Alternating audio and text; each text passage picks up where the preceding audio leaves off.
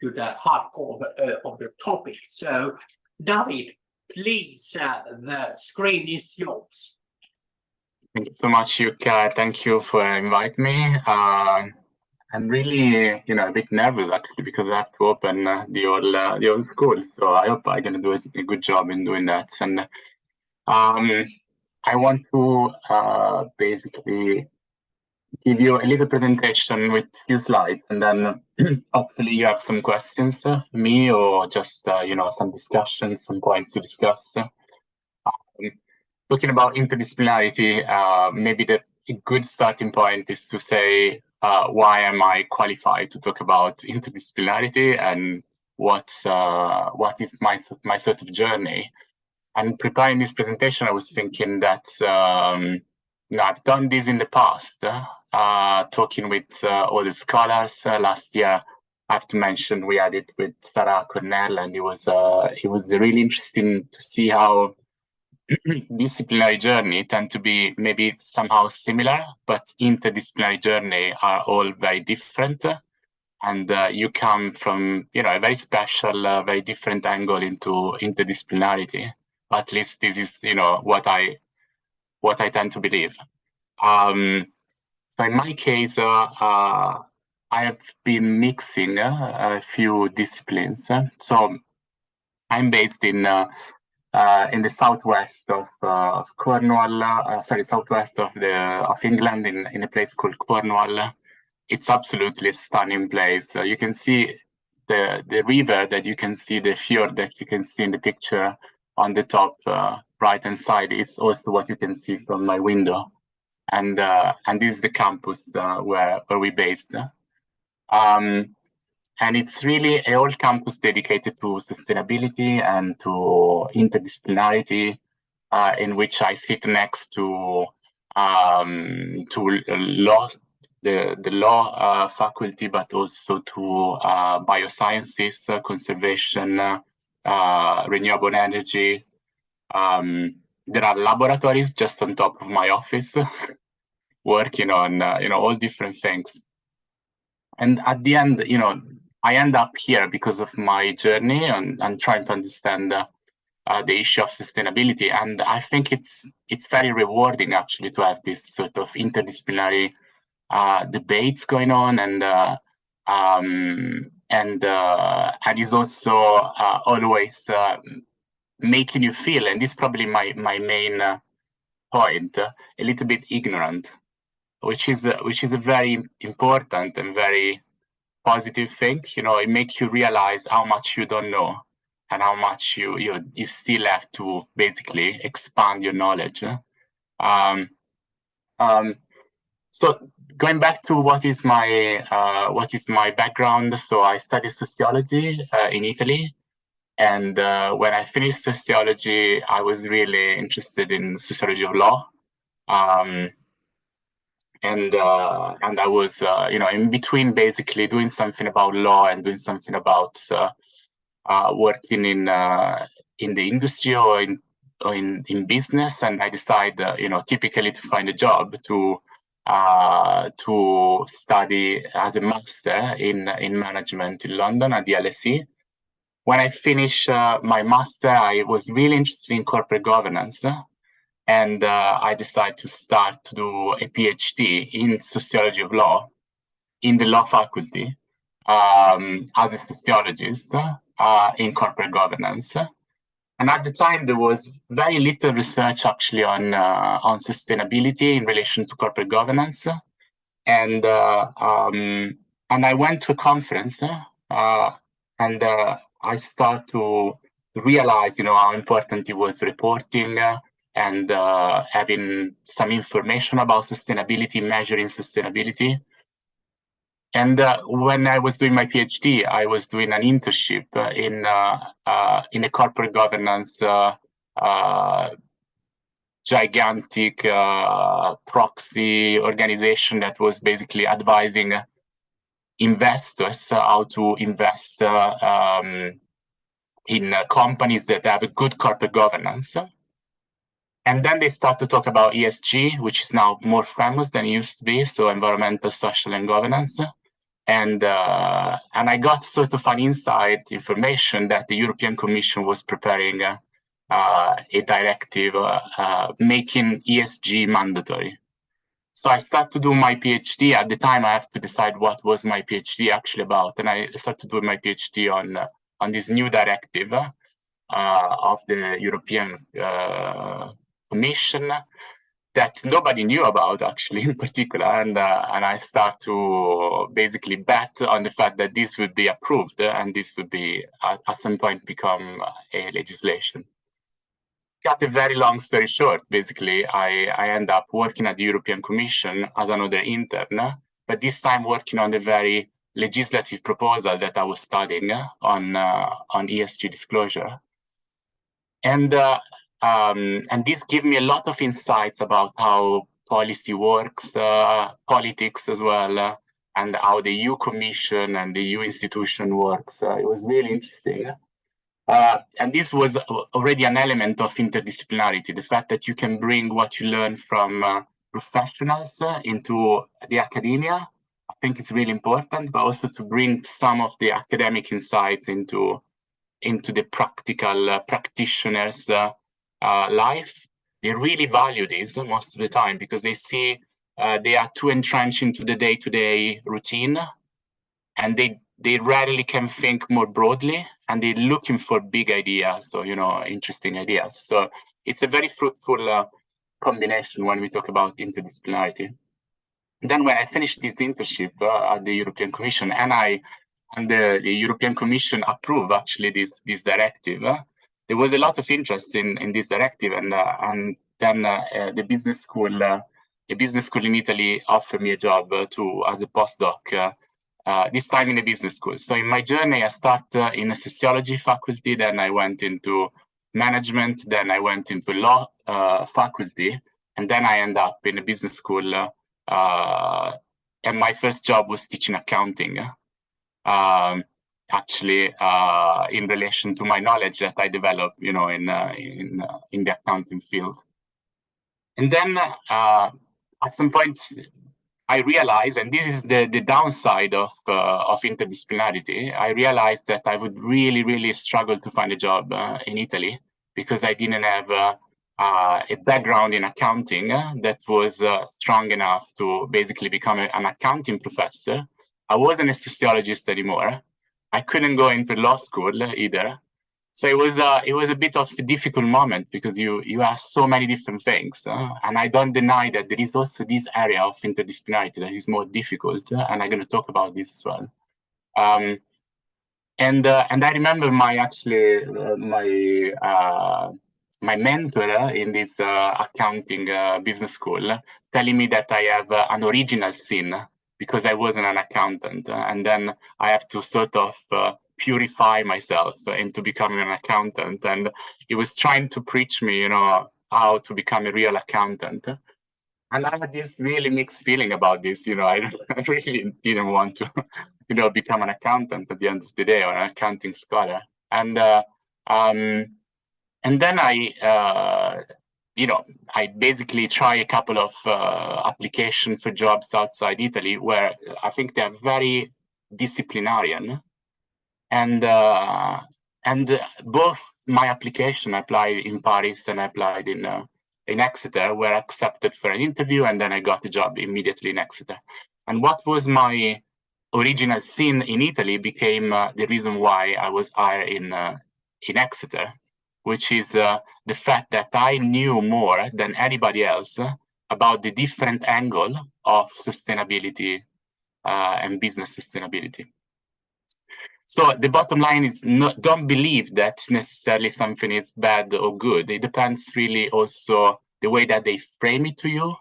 And I think you can always transform maybe a weakness into a strength. In my case, definitely it became a strength to have this knowledge of law and to knowledge of accounting, knowledge of sociology, a bit of policy, and so on.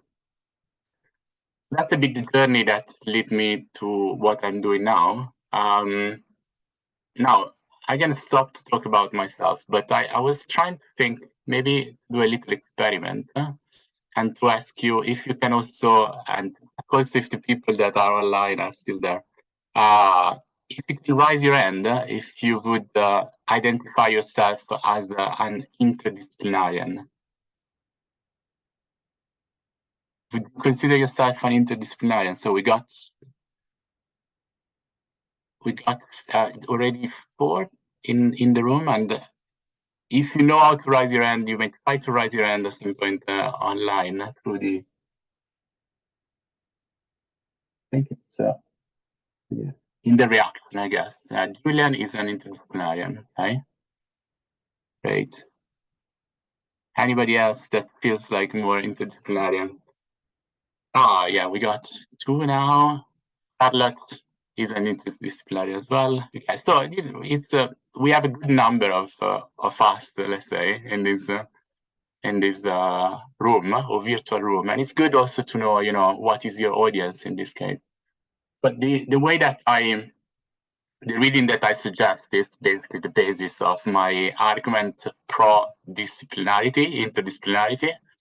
And I think it's a good article to read if you haven't done this. 1997, it gives 10 cheers for interdisciplinarity.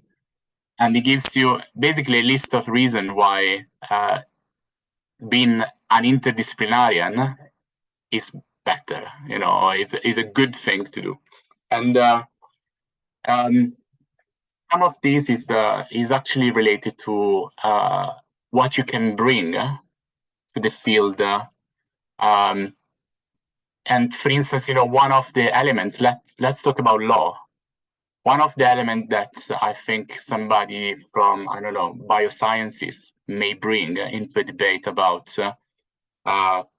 you know, law related to some sort of biosciences conservation, or maybe bringing a new perspective into this, something that somebody that has been trained in the law field cannot see, cannot understand.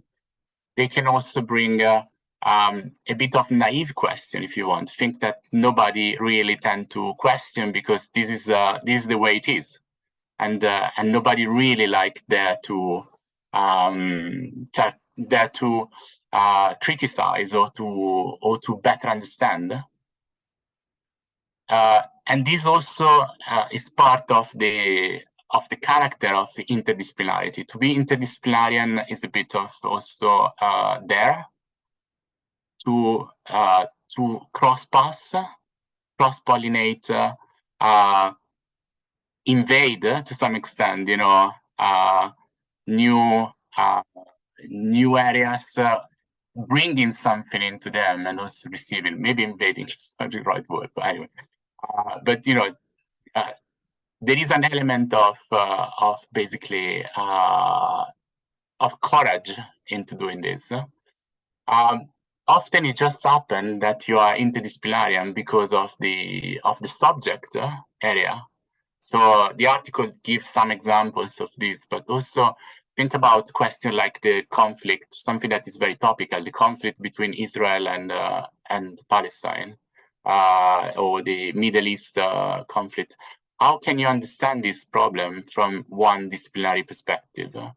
If you have only, I don't know, an historian point of view, or if you have just the point of view of a scholar that is studying religion, or the point of view of somebody that is just looking at this from a geographer perspective, then you would miss a lot of the complexity and the explanation of this phenomenon. Same thing with climate change, for instance. How you can address climate change having only one disciplinary understanding of it.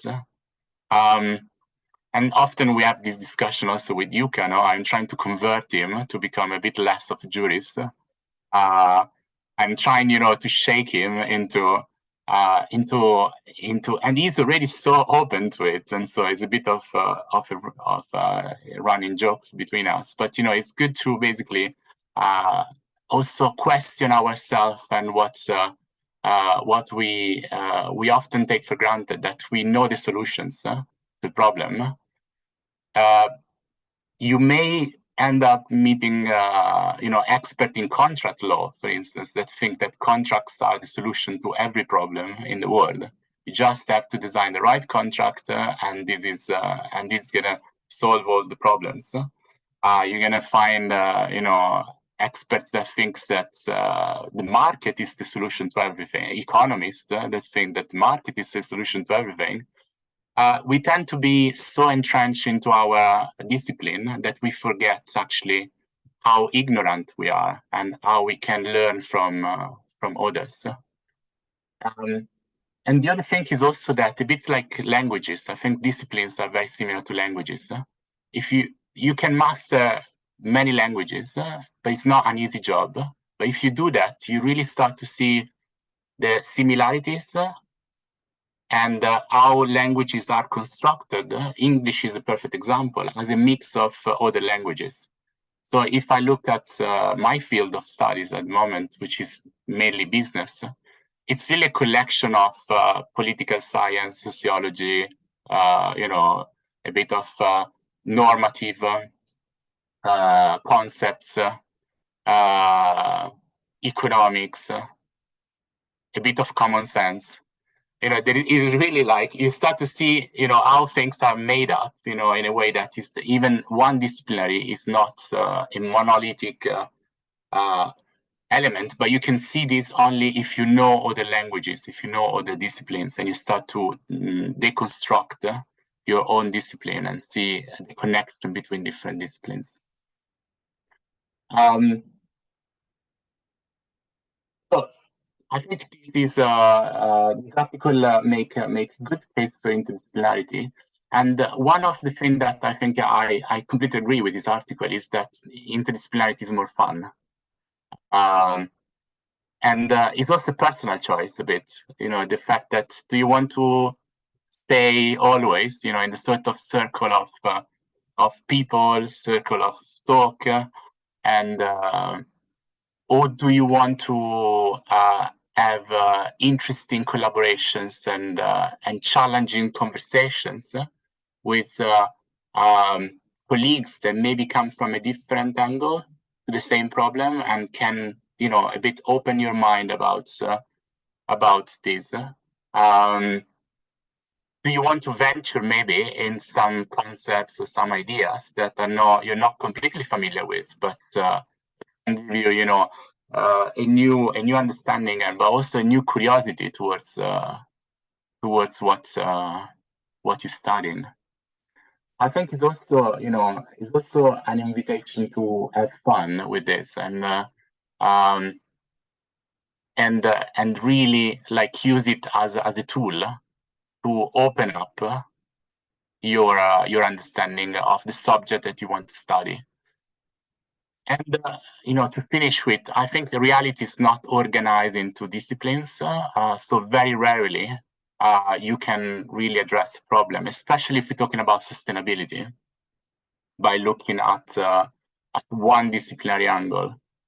So it's a mix of necessity, but also decision for yourself to maybe approach, things from a combination of different angles. And I'm gonna just use a bit of time to give you some insights, some snapshots, and some ideas about sustainability law in terms of interdisciplinarity. And I hope you're going to find it interesting, and it's a bit of a mixed bag of ideas. So this is my favorite picture at the moment. It's something that I love to look and reflect on as an inspiration almost. So I think it's 1973. This picture is one of the Apollo missions from the NASA, in which they took a beautiful picture that, as you can see, went on the newspaper of the time. of planet Earth is called the blue marble. Typically, this nickname, the blue marble, this picture, and it's the first time that we see our planet, and we have a collective conscience of our planet since from outside. So typically we sit on our planet and we see the stars and we see the moon and we see, the world around you. And this was the moment in which we've been for the first time looking at us. And this has inspired many books. One that is very close, I think, to the art of Eleanor, that is the idea that we now have to conceive the planet as a spaceship. Okay, that idea was really started in a precise moment that we can identify with this picture.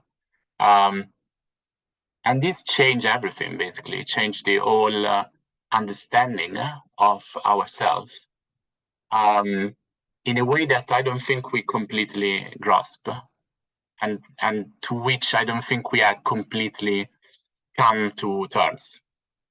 But it happened, and it's something that we cannot reverse anymore. Now we have a different ideas about ourselves and about our position. Exactly a bit like this spaceship in which to start with, we are all in the same little, boat. And using the metaphor of the boat, that is very close actually to the circular economy idea that we're going to discuss maybe a little bit over the next coming days. You have to be very careful about your resources on a boat. You have to be very efficient about how you use your resources and how you manage basically yourself. And it is a very powerful, the most powerful probably image of our time. And many actually reflected on this. There's a beautiful book called Facing Gaia by Bruno Latour, which is a sociologist that died only last year, in which he was calling us, and interdisciplinary in particular, to understand what this moment in which we are facing Gaia means, and how this is also a moment in which we have to rethink our assumptions about nation states, about the economy, about the way that we run our planet, basically. And Bruno Latour explained this in a quite lengthy way that I can come back to. I'm not gonna give you a lecture on Latour, but definitely, I think that is for you to consider. But basically describe this moment in which we jump on a fly, we are on the air, and at some point, the pilot says we cannot really, arrive where we thought we would go, and we have to land somewhere else. So using this metaphor of this analogy, would say, of the airplane, he tried to explain modernity as a journey in which we thought that we would go into a future that is technologically solving our problems, run by certain idea about the economy. If you want neoliberal ideas about the economy, free trade, democracy, and we had these assumptions. But now, because of the climate crisis and because of the problem that we're facing with sustainability, we know that this world is not our destination. We're not going to have the destination to arrive into this world in which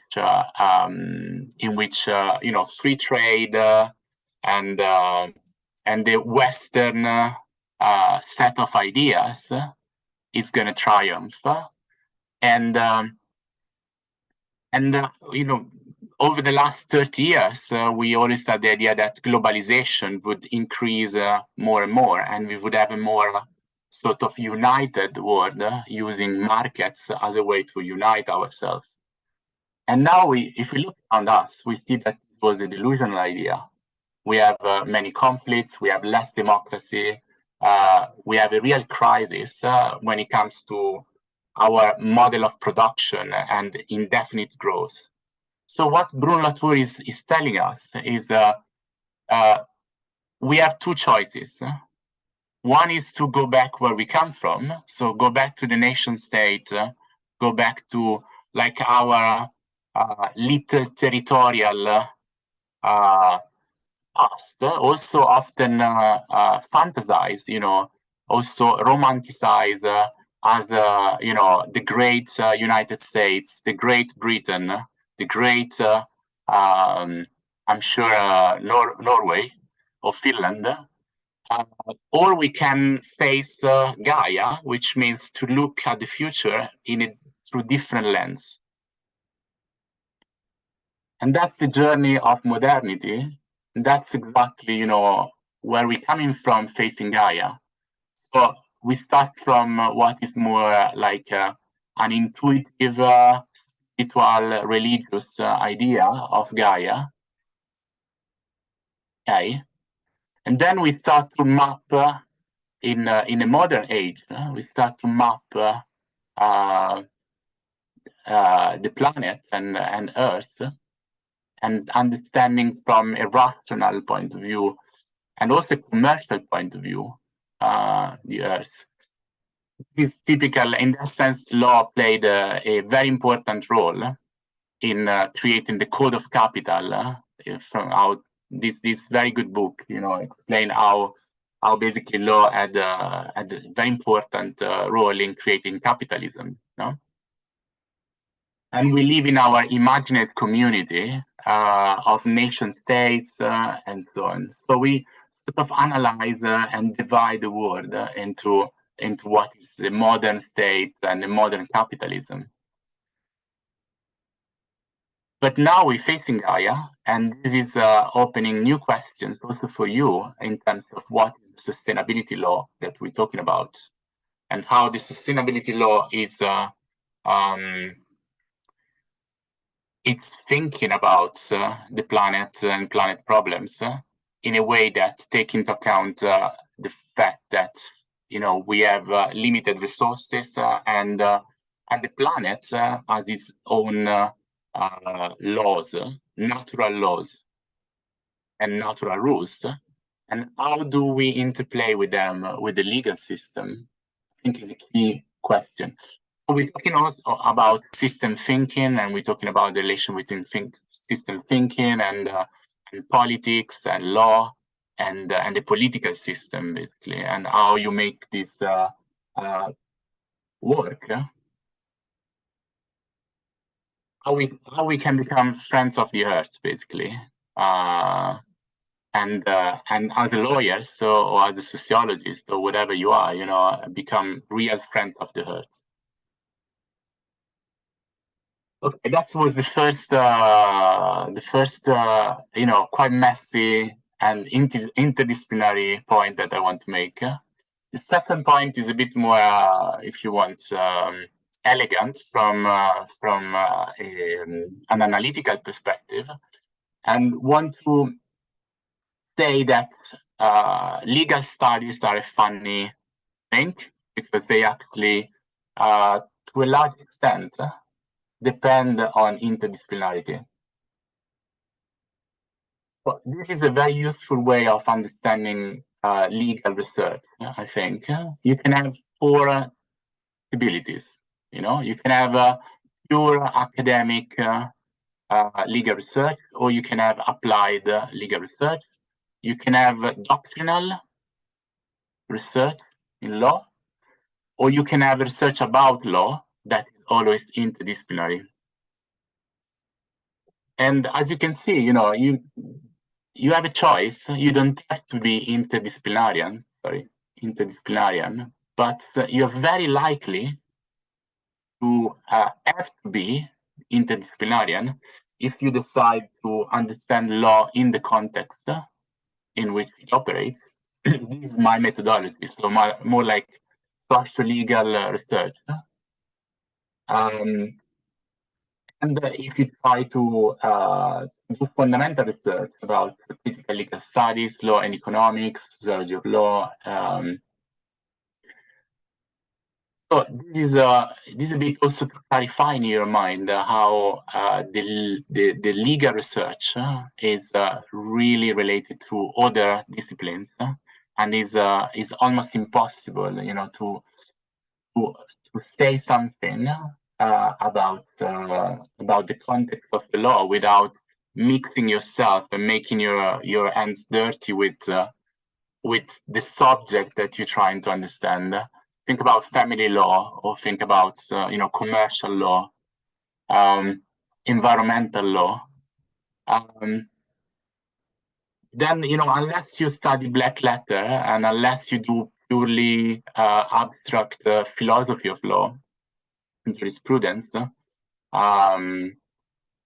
are very likely to get some sort of mix of disciplines in your research. That's why probably many of you said you are interdisciplinarian.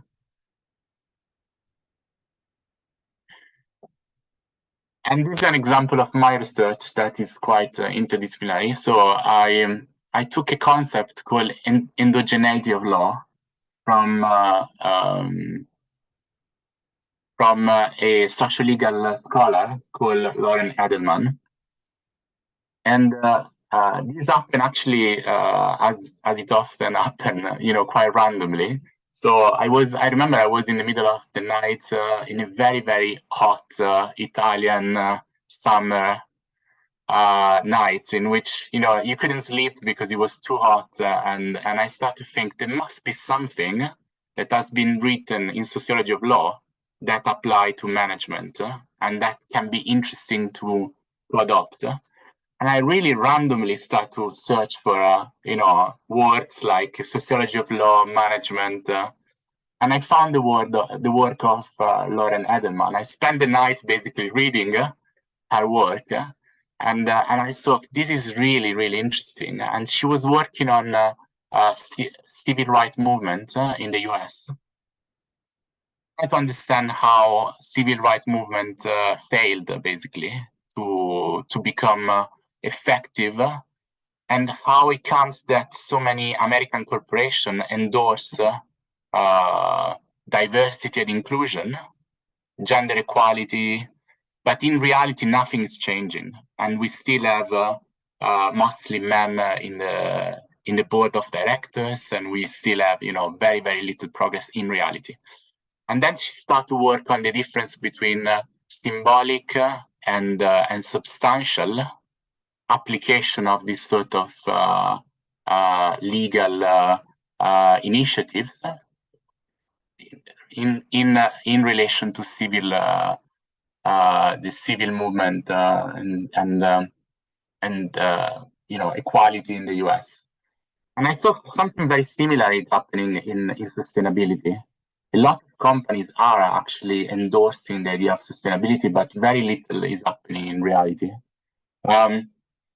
This idea from Edelman, and I start to apply this into the area of business and human rights. And I understood how interesting was to see, some of the concept being very powerful way to explain the problem with business and human rights. So in this case, the endogeneity of law says that the meaning of law is always shaped by the widely accepted ideas within the social area that law seeks to regulate. So in this case, human rights law is shaped by widely accepted ideas in the business field. But that can be applied to many other fields in which the law is taking ideas and is actually infused by ideas of that particular field. So as a result, we found that in our study, then we applied it to a couple of examples: modern slavery and conflicts in South America, and it worked really well actually to understand how how this situation unfolds. We found that multinational enterprises and business compliance officers play a key role in constructing the meaning of ambiguous business and human rights sustainability laws. But business and human rights laws are very ambiguous.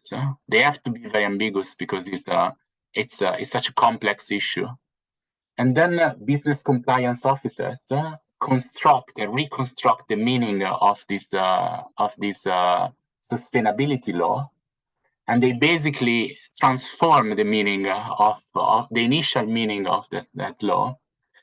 And those corporations create quasi-legal structure. Think about compliance mechanism, think about corporate policies, and through this quasi-legal structure, they reconstruct a legal system that is parallel to the one of the state, and that basically overlap with the one of the government, and often is more powerful because they operate across multiple countries, and they can have quite a lot of reach in terms of the way that they shape the debate.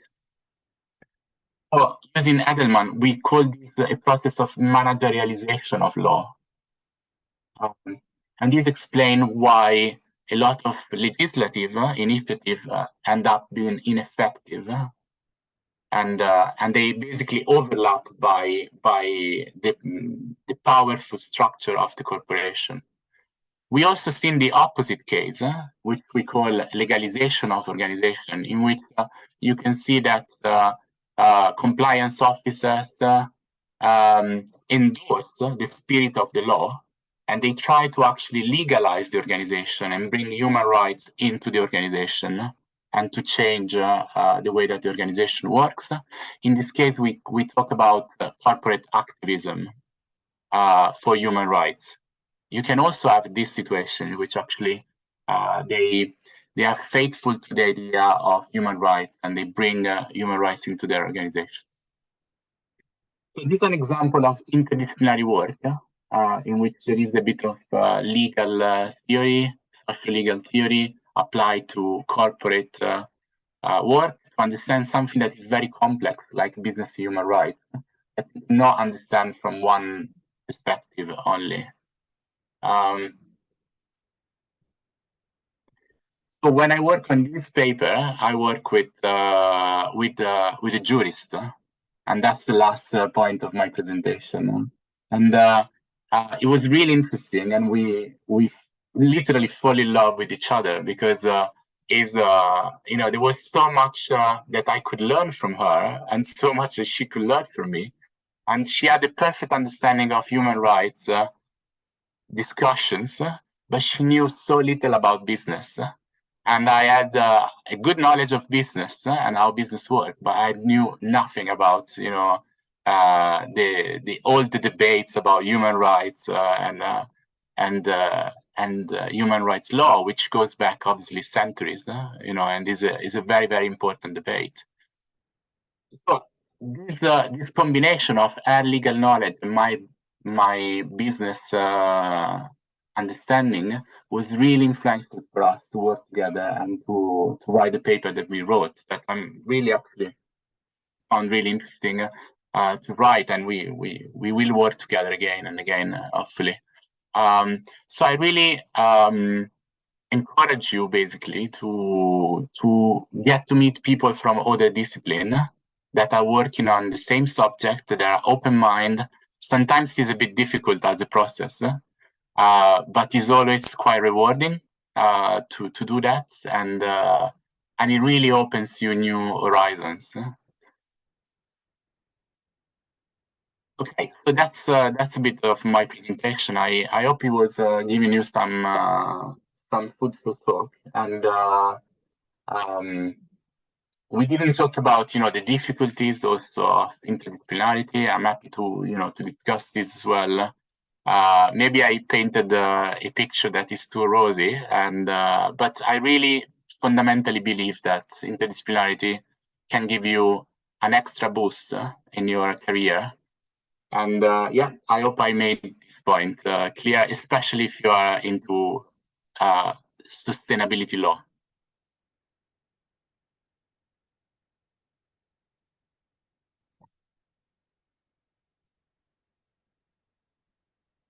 Thank you so much. Thank David. you, That but was- no, wait a moment. I'll let you do that, and while I. No, that was wrong. So Did I do something